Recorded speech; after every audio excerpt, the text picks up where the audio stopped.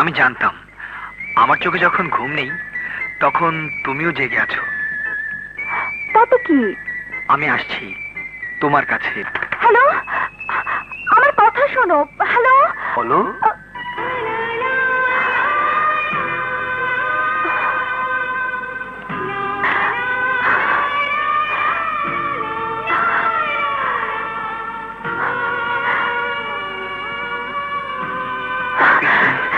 শাকিল।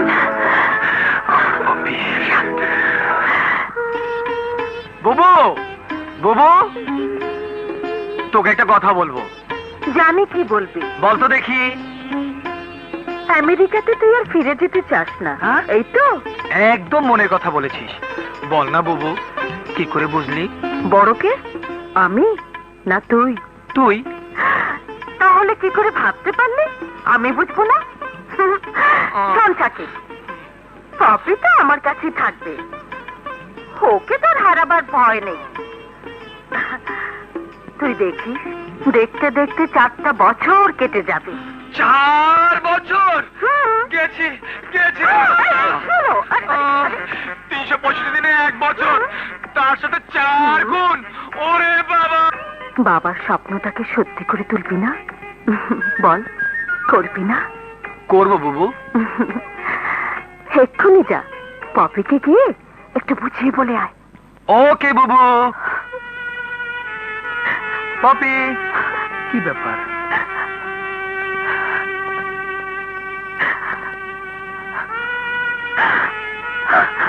শাকিল, শাকিল, শাকিল। আরে পাগলি, এমন করে কাঁদতে হয়?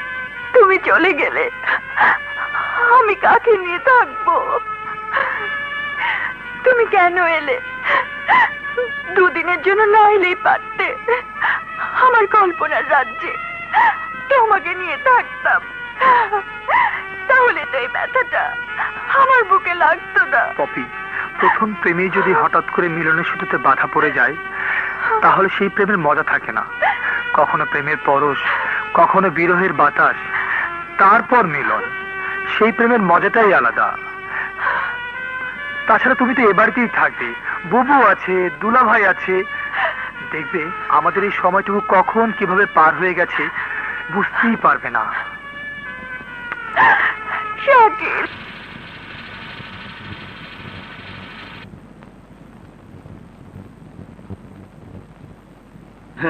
আচ্ছা,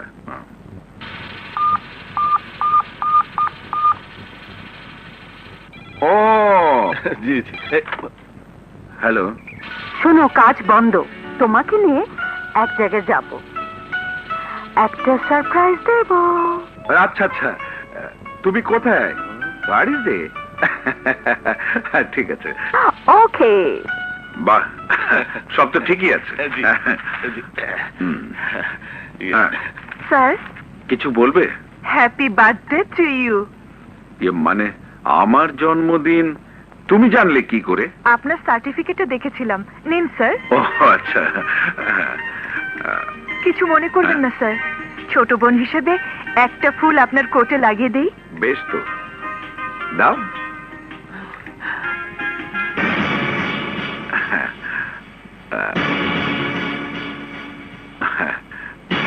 ম্যাডাম। আরে তুমি? আসসালামু আলাইকুম। ওয়ালাইকুম আসসালাম। এসো এসো। ভালো আছেন ম্যাডাম? ভালো আছি। আসি। আচ্ছা। কি সারপ্রাইজ বলবে না? চলো আমার সাথে। ও চলো চলো চলো।